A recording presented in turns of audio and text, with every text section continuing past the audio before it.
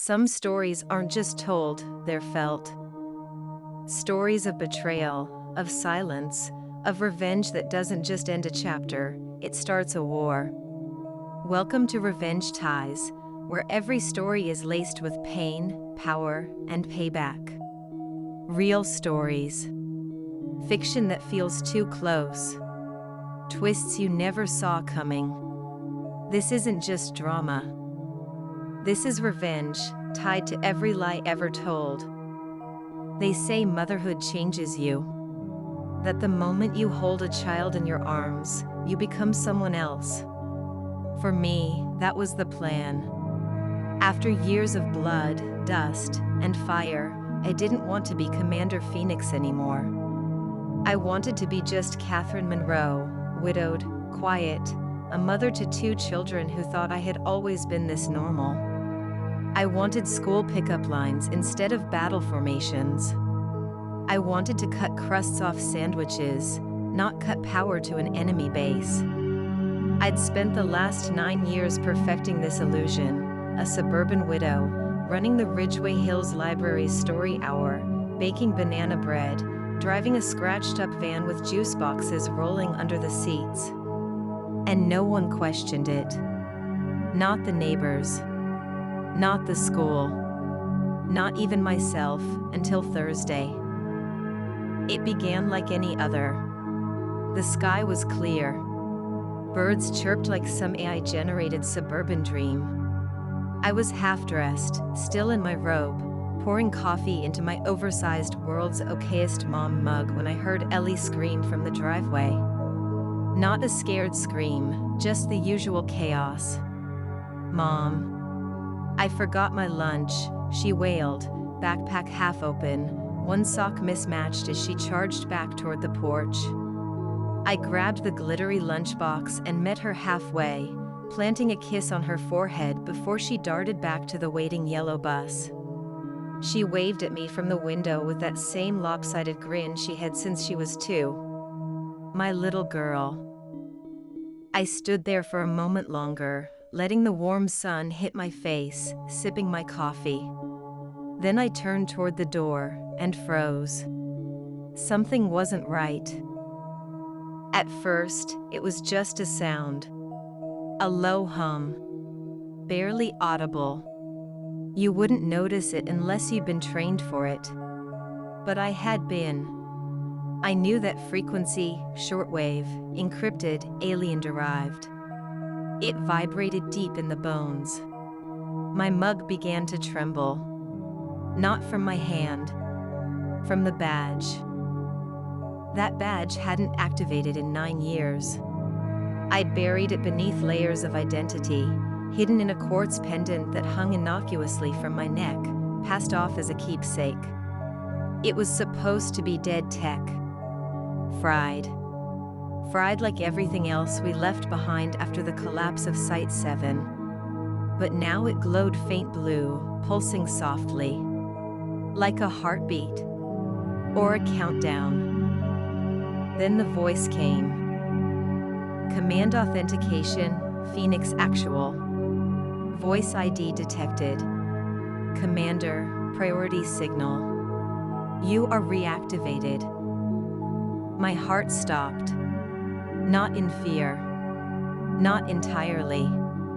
There was something else. Something darker.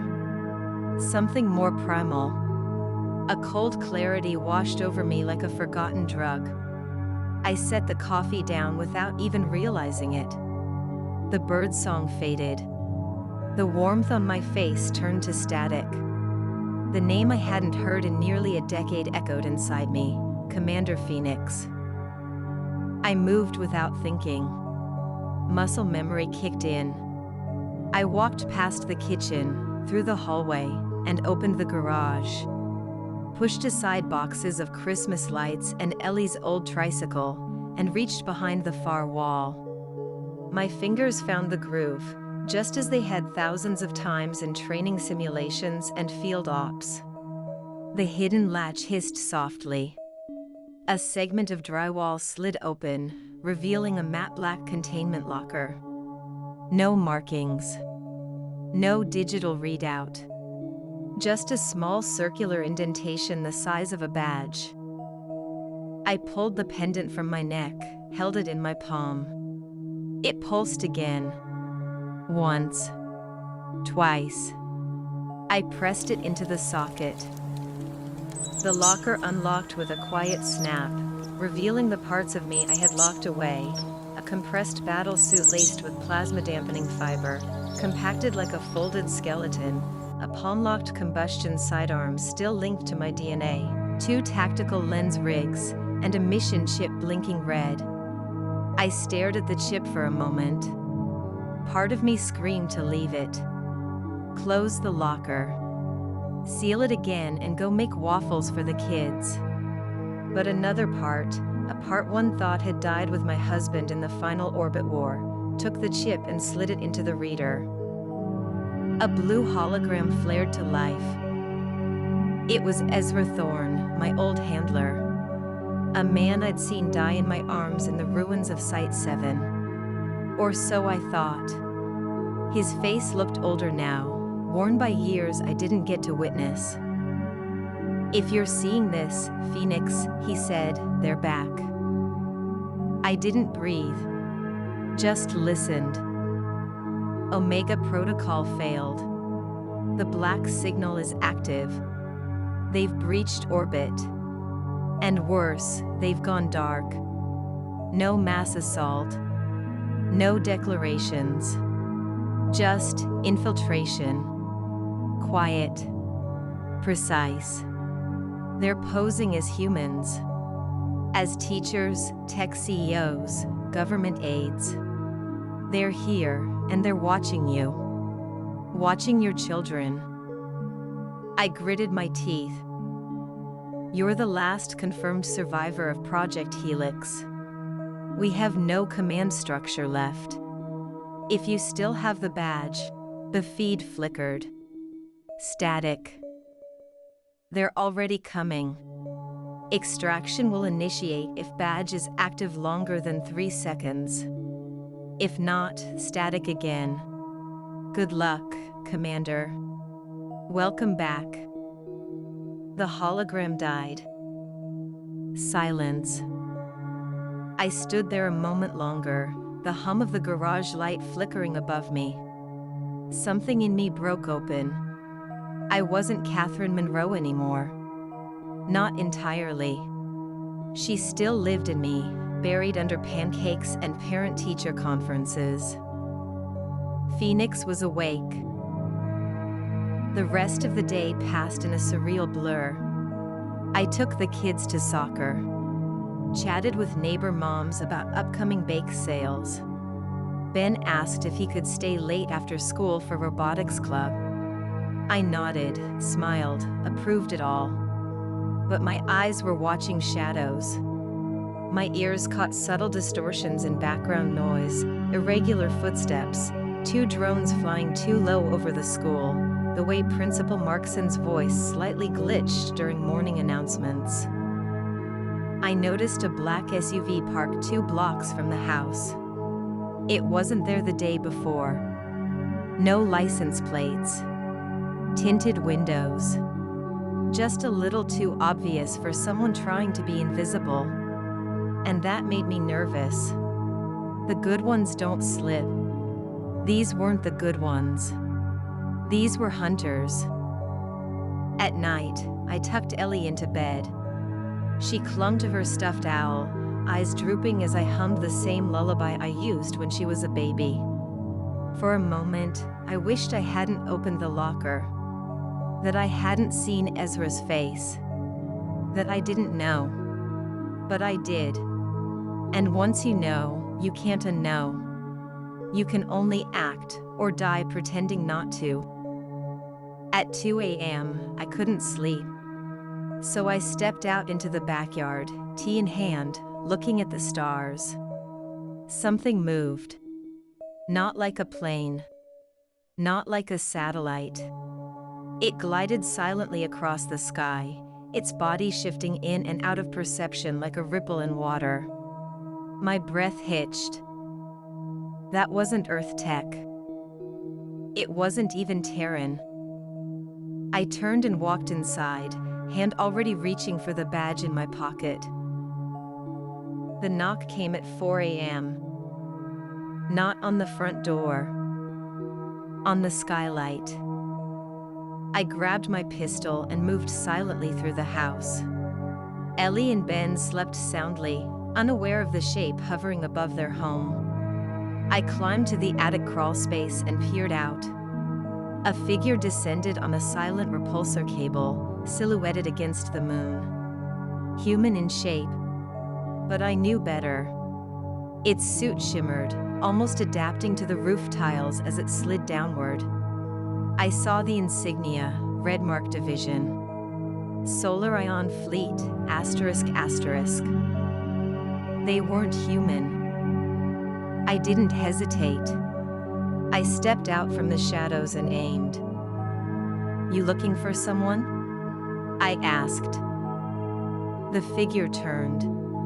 Its face was almost perfect. Symmetrical. Too perfect. Uncanny Valley level 10. He smiled. Catherine Monroe. Or should I say, Phoenix. Only one person called me that. Me. I fired. The shot landed clean in the chest. The figure staggered back, the illusion glitching. For a moment, its skin flickered into static, revealing the chitinous, biofused armor beneath. "Wrong house," I whispered. It lunged. I ducked, grabbed its arm, twisted, and used its own momentum to slam it into the attic floor. It shrieked, somewhere between a digital scream and a lion's roar. I didn't flinch. I placed the barrel at its jawline and pulled the trigger again. Done. Then the whole house shook. A silent craft landed in the backyard, its cloaking shell dropping. It wasn't military. It wasn't Solar Ion. It was ours. The communicator crackled in my ear. Aegis Unit 7. Commander Phoenix, authorization confirmed. Stand by for extraction. I looked back toward my kids' room. This wasn't over. This was just the beginning. They say instincts never die. Maybe they lie dormant, gathering dust behind PTA meetings and bedtime lullabies, but the second the world tips sideways, they roar back like a wildfire. That morning, I stood in my backyard in sweatpants and slippers as the craft landed. It shimmered in and out of visible light, warping reality around it, folding itself into a perfect sphere of matte black alloy. My neighbor's security lights didn't flicker. The dogs didn't bark. And yet the grass under my feet hummed like it remembered the war too. A side panel hissed open with a quiet hydraulic sigh. No sound came from inside. Just a pulse, not unlike the heartbeat of my badge. I didn't step back. I stood tall. Commander Phoenix had reawakened, and Catherine Monroe was now her armor. A figure emerged, humanoid, tall, lean, encased in an updated Aegis combat suit. The mask retracted to reveal a woman's face, dark skin, silver eyes, and a single scar slicing down her cheek like a war medal. "Commander Phoenix," she said, nodding. "It's an honor. I'm Lieutenant Kale. We're here to bring you in." I raised my chin. "What's the status?" Kale's face tightened. Site 9 was compromised. Red Mark agents have embedded themselves in Earth's infrastructure. The Council doesn't trust transmissions anymore. All signals could be leaks. That's why we came in person. No comms. No uplinks. I didn't hesitate. "What about my children?" Kale gave me a hard look. "If they're yours, they're already targets."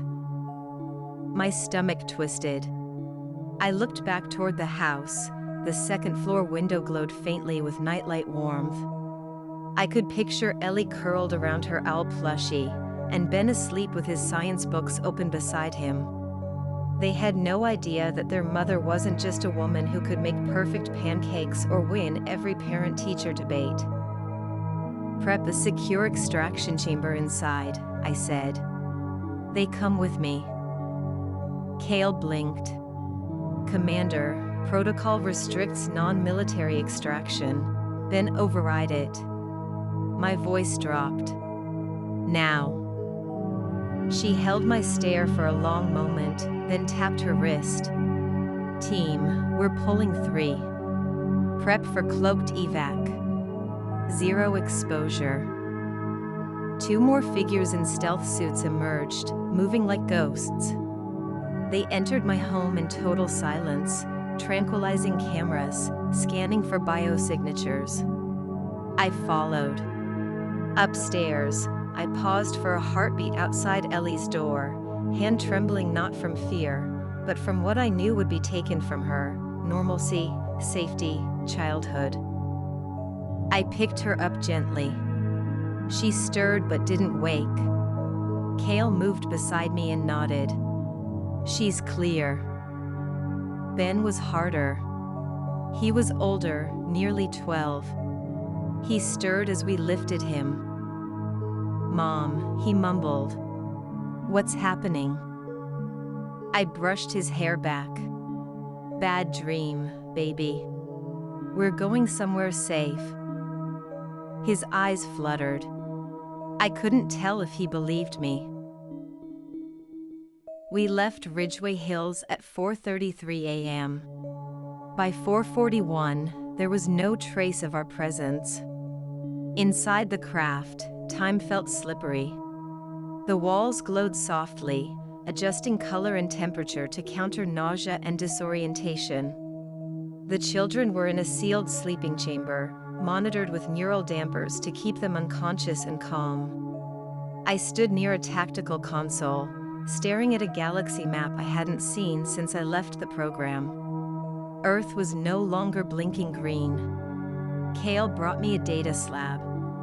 "Debrief files. Redmark has evolved. They're no longer seeking planetary domination. They're seeding planets, embedding their genetic code into the population. Quiet invasion through DNA manipulation. Birth infiltration." I flipped through files. Images of missing persons. Strange pregnancies. Children with off-chart IQ spikes. Sudden disappearances. I stopped at one photo. A young girl with shimmering silver eyes. My heart skipped. Cale nodded. Hybrid child. Human Redmark DNA fusion. Born on Earth. She's not the only one. Where is she now? Site 13. That's why we need you. The last surviving Helix commander.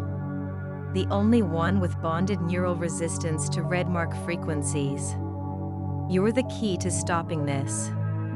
I felt cold. My fingers curled into fists. Why now? Why 9 years of silence? Cale's jaw tightened. Because your children may already be part of it. My world tilted. What? Cale leaned forward, lowering her voice. Your husband, Commander, he wasn't fully scanned before death. We believe he was compromised. If Redmark passed any genetic data to your children, I lunged forward, pinning her to the console before I even realized I had moved. Say that again and I'll break your neck. She didn't flinch. I'm trying to protect them. You need to know what's inside them. I stepped back, breathing hard. No one touches them. No one tests them. Not until I see for myself. She nodded. Agreed. But Commander, this is bigger than you. Bigger than even Earth. If Redmark succeeds here, this becomes their breeding core. The rest of the galaxy won't stand a chance. The journey to Site 13 took 3 hours through folded subspace. The base was hidden beneath the surface of Europa's southern hemisphere, completely invisible to Earth scans, guarded by 37 layers of encryption, and operational since the fall of Site 7. I hadn't been to a Helix facility since my last mission, Operation Ashfall. The mission that broke me. The facility was colder than I remembered. Glistening metal, clean lines, zero comfort. We landed inside Bay 4, and I carried Ellie in my arms while Ben walked sleepily at my side, holding my hand. Kale led the way. Inside the command chamber, a dozen officers stood at attention. One of them made me stop in my tracks. Ezra, he turned. He hadn't aged. Not really. The scar on his brow was fresh. He'd survived. Faked his death. Like I had. Phoenix, he said. I hoped you'd come. My voice cracked. You son of a bitch. He gave a thin smile. Good to see you too. I looked down at Ben and Ellie. We need answers. He nodded. Let's start with why they're not just your weakness, but also our last hope. The tests were non-invasive.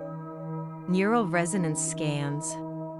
DNA folding matrices. Genetic harmonic sequencing.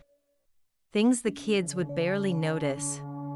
Ellie thought it was a space adventure. Ben was more suspicious but trusted me enough not to panic. Hours passed. I stayed in the observation deck, watching them through glass. Ezra stood beside me. We believe they carry Helix-resistant markers. Not just inherited, but enhanced. I didn't look at him. You think they're weapons? He was quiet for a beat. I think they're immune. I turned. Immune to Redmark? Or something even worse? Look, he pulled up a hologram, scans from another Earthchild born 2 years ago in New Zealand. Similar patterns. Brain structures forming non-linear neural webs. DNA helixes spiraling in unstable frequencies. The children of this planet are changing. Accelerating. Some naturally. Some not. But your two, they're stable. Balanced. Like they're designed. My voice was barely above a whisper. Designed by who? He didn't answer. That night, I sat in the quarters they assigned us. Ellie slept in a white bunk, curled around a plushie she insisted on bringing from the ship. Ben lay awake, staring at the ceiling. Mom? I turned. Yeah. You're not who you said you were. I swallowed. No. I'm not. He sat up. Are we aliens? I shook my head. You're mine. That's what matters. But they're saying I'm different. That I might be dangerous. I knelt beside his bed. Being different doesn't mean being dangerous. Sometimes it means being stronger than what's coming. His eyes welled. Are we going to be okay? I touched his face. I don't know. But I promise, no one, not even the universe, is going to take you from me. At 3:17 a.m., alarms blared through the base. I was already on my feet before the lights turned red. Kale burst through the door. Redmark assault inbound. They've located the base. Internal breach imminent. I pulled the kids behind me. Evac route? She shook her head. They've hacked our transports. Ezra appeared beside her. We have one exit, but it requires Phoenix to activate the Helix core. I blinked. That core's forbidden. It's unstable. Better than letting them take the children. I looked at Ben. His eyes were glowing faintly. Ellie stood behind him, her palm raised. The lights near her hand began to hum. Kale's voice trembled. "Commander, they're activating the helix without training." "They don't need training," I whispered. "They were born ready." I turned to my children, both of whom now stood fully awake, eyes like stars, bodies trembling with energy I didn't understand but somehow knew. "Stay behind me," I said. "We're getting out of here." The door behind us exploded, and in walked the thing I had prayed never to see again. The blast shook the chamber like a thunderclap from hell. Metal buckled. Lights flickered. The walls groaned with the weight of the breach. And there, stepping through the haze, came the figure I had hoped to never see again, not in this lifetime, or any other. Tall. Inhuman. Wrapped in synthetic skin stretched too tight across a shifting frame. Redmark Elite, a prototype. One of the first. A thing bred for war and assimilation. It had a face now, someone else's face, but behind the hollow eyes, I recognized the pattern of movement, the energy signature. It was him. Unit R001. Codename, Vox, ****, the same Redmark soldier who had led the massacre of Site 7. The one I'd nearly died taking down. The one I watched disappear in a core implosion that should have atomized him. Apparently not. He stepped forward, head cocked to the side, scanning the room with lazy confidence. His voice was low, distorted, melodic, the kind designed to charm before the strike. "Phoenix, we were beginning to think you truly had gone domestic." I stepped forward, body shielding Ellie and Ben. My voice was steel. "You talk too much." A slow smile spread across his borrowed face. "So do humans. That's why they die so easily. Monologues waste time. We prefer extraction. One scream at a time." He moved fast. But so did I. I met him mid-lunge, dropped low, and struck with the kinetic baton Kale had tossed me during the alert. The jolt sparked on impact, disrupting his cloak tech just long enough to show the flickering scales beneath his disguise. I flipped backward as he swung wide, demolishing the wall behind me with one swipe of his blade-augmented arm. Ben cried out. Ellie covered her ears. "Kale, get them to the vault." I screamed. "No." Ben shouted. "I'm not leaving you. You have to trust me." I barked, slicing Vox's arm with a well-aimed plasma round. "I'll find you. Go." Kale didn't argue. She grabbed both children, activated the warp seal, and they vanished into a distortion field just as the ceiling above us cracked open. More Redmark soldiers descended like vultures. This wasn't an assault. It was a harvest. The fight was chaos.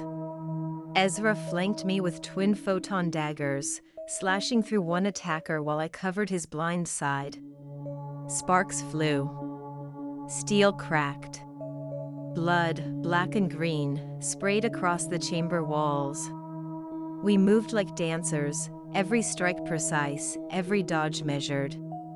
It felt like old times, like the Helix days before everything burned. "You were supposed to be dead," I growled as I kicked a soldier into a force wall. "So were you," he replied, stabbing through another skull. "Nice reunion." Vox circled us like a predator. Waiting. Watching. He raised his hand. The air shifted. Suddenly, my badge burned hot against my chest. Something deep, something ancient, began to resonate. Do you feel it? Vox hissed. The helix core is responding to them. To your children. They're not just immune. They're conduits. I froze. What are you saying? They're not infected. They're keys. To everything. Ezra's face paled. We need to get to the vault. Now. We fought our way to the core chamber, down blood-soaked halls, past ruptured reactors and fallen comrades. Kale's team had set up a last stand at the entrance, a glowing doorway flanked by 2 heavy plasma cannons, shielding the inner sanctum. Inside, the helix core thrummed like a living heart. Suspended between magnetic fields, it pulsed red-blue-red, a neural network drawn from lost alien tech, fused with human DNA. We had never fully understood it.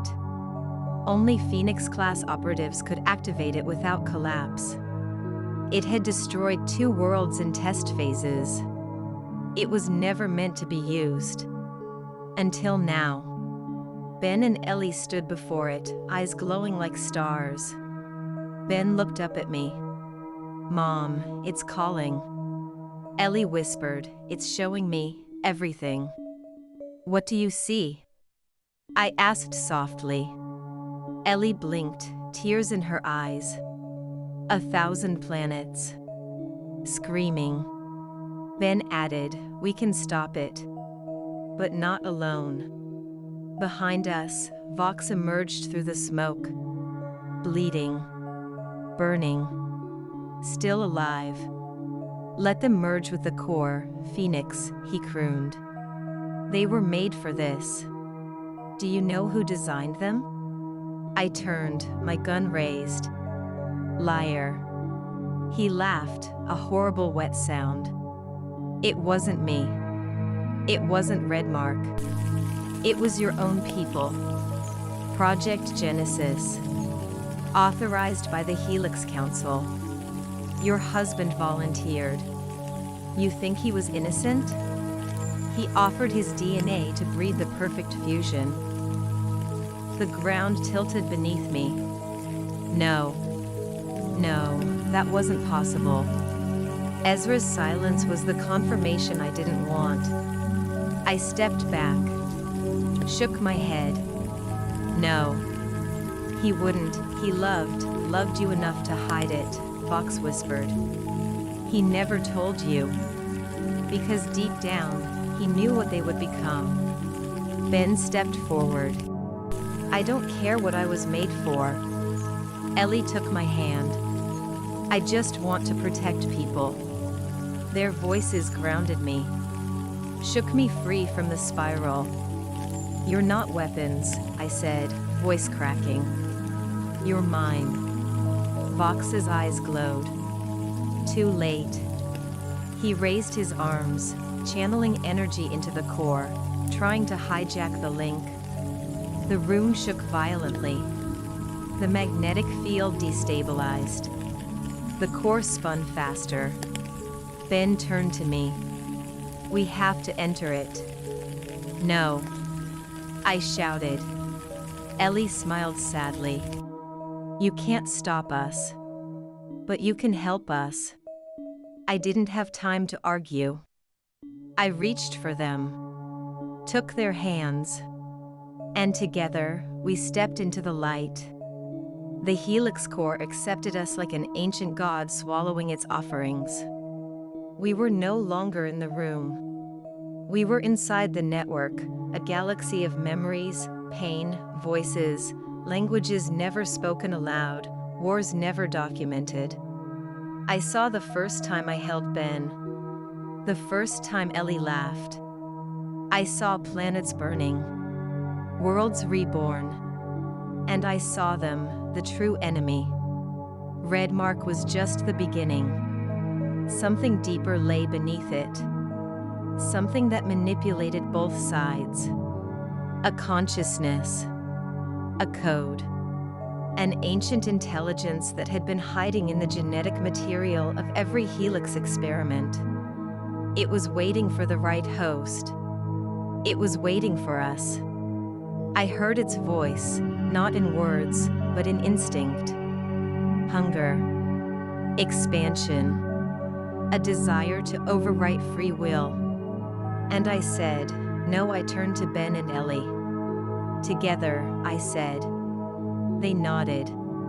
We focused. Not on destruction, but on memory. Humanity. Hope. And we did what no weapon ever could. We reprogrammed the core. We freed it. When we emerged, the core was dark. Vox lay on the floor, lifeless. His neural systems overloaded. The other Redmark units were gone. Vanished like smoke. Ezra was on his knees, eyes wide. What did you do? Ellie smiled. We fixed it. Ben added, we rewrote the language. It won't respond to control anymore. Just choice. I took their hands again. And for the first time in a decade, I felt at peace. 3 days later, the Aegis Council offered me full reinstatement. Commander Phoenix. Leader of a new fleet. Trainer of the next generation. I declined. I had done my part. I had given the galaxy 2 warriors who changed everything. Now, I just wanted to be their mother again. But I did leave them with a warning: don't underestimate the quiet ones. You never know when their badge might light up again.